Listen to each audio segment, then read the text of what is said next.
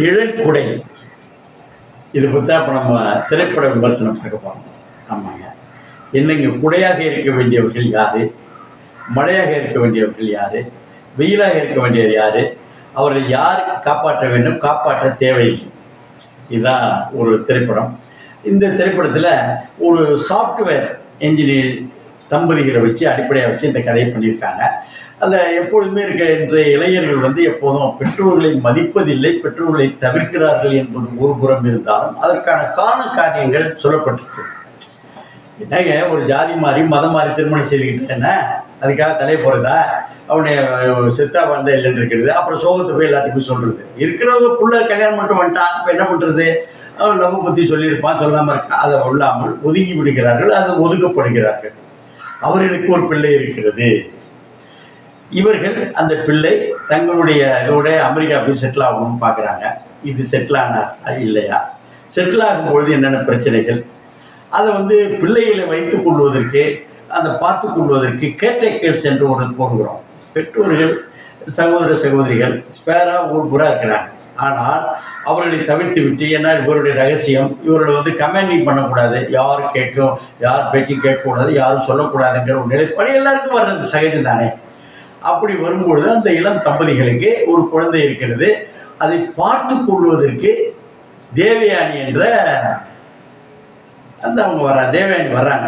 ஒரு ஜோமா அப்படிங்கிற மாதிரி ஜோதிகாவை நினச்சிருப்பாங்க போல இருக்கு, ஜோமான்னு வர்றாங்க. அவர்கள் அந்த குழந்தை, அவரே ஒரு அனாதை. என்ன, இலங்கையில் அனாதை என்பது ஒரு ஸ்கிரீன் பிளான பண்ணியிருக்காங்க. இலங்கையில் குண்டு போட்டப்போ, போர் நடந்தப்போ அவருடைய பெற்றோர்கள், அவருடைய கணவன், பிள்ளைகள் எல்லாத்தையும் இழந்து விட்டு தனிமரமாக தமிழ்நாடு அவர் ஒரு முதியோர் இல்லத்தில் பணியாற்றும் பொழுது அவர்களையே இவர்கள் தேர்ந்தெடுக்கிறார்கள். அதை விட என்னாச்சுன்னா, வீட்டுக்கு வேலை செய்ய வர்றாங்கல்ல, வேலை செய்யக்கூடியவங்களை அவர் உழைப்பாளிகளை பேர் கொச்சைப்படுத்தக்கூடாது. ஆனால் உழைப்புக்கேற்ற ஊதியம் என்பதை விட அங்கே உள்ள எல்லா ப்ரிவிலேஜஸையும் பயன்படுத்துகிறாங்க. பெட்ரூமை பயன்படுத்துகிறார்கள், கிச்சனு, சாப்பிட்றது. அந்த பிள்ளைகள் என்ன பண்ணுறாங்கன்னா, அந்த தூக்க மருந்து கொடுத்து இவங்க டிஸ்டர்பன்ஸ் வர தூக்க மருந்து கொடுத்து, இருமல் மருந்து தூங்க வச்சுட்டு என்னென்ன அட்ராசிட்டிஸ் பண்ணுறாங்க.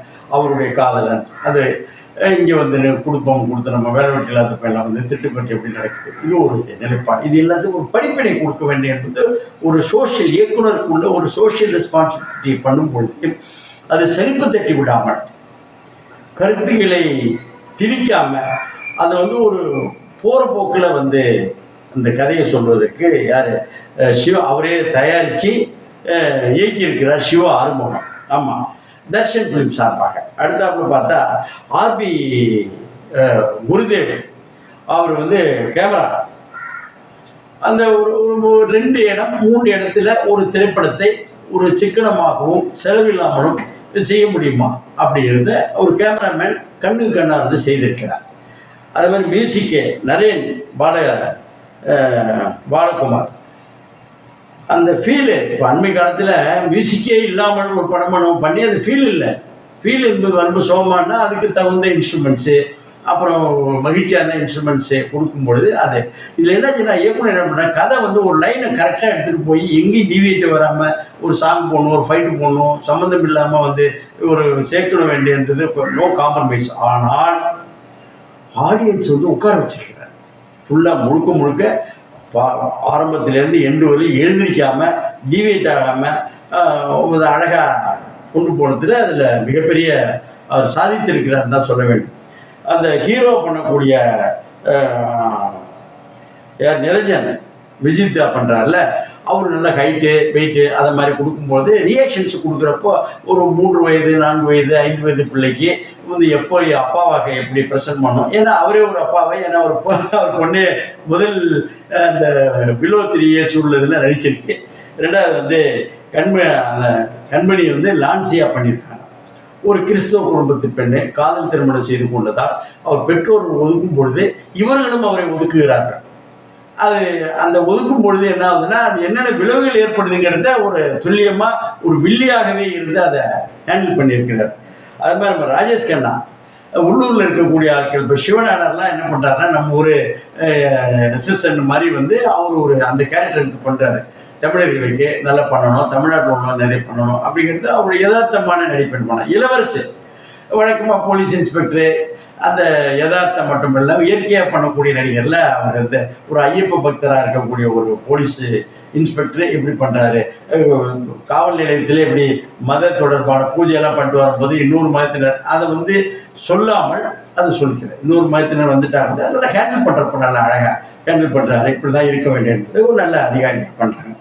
அடுத்தாப்புல நம்ம வடிவுக்கரசி, அந்த பையனுடைய பெற்றோராக இருக்கக்கூடியவங்க எல்லாருக்கும் ஏற்படக்கூடிய உணர்வு தாக்கங்கள். இன்னொரு வேடிக்கை என்னென்னா, அவர் வந்து பேரப்பிள்ளையை பார்க்கணும், நேரடியாக போக முடியல, மருமக விரட்டி விட்ருவா.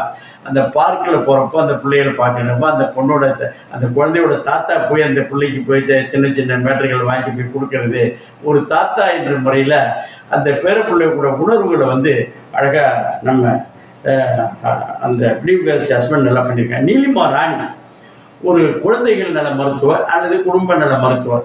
அவர் வந்து பிள்ளையை கொடுக்கும் பொழுது எப்படியெல்லாம் வளர்க்கணும் அப்படிங்கிறத ஒரு டீசெண்டாக ஹேண்டில் பண்ணியிருக்கிறார். மொத்தத்தில் இந்த திரைப்படம் இன்றைய இளைஞர்களுக்கு இந்த +2 எக்ஸாம்லாம் முடிச்சுட்டு அடுத்த இன்ஜினியரிங் போகணும் ஃபாரின் போகணும்னு நினச்சிட்டு இருக்கிற நேரத்தில் இவங்க முடிச்சு வெளியே வர்றதுல 10 லட்சம் இன்ஜினியரிங் கிராஜுவேட் இருப்பாங்க.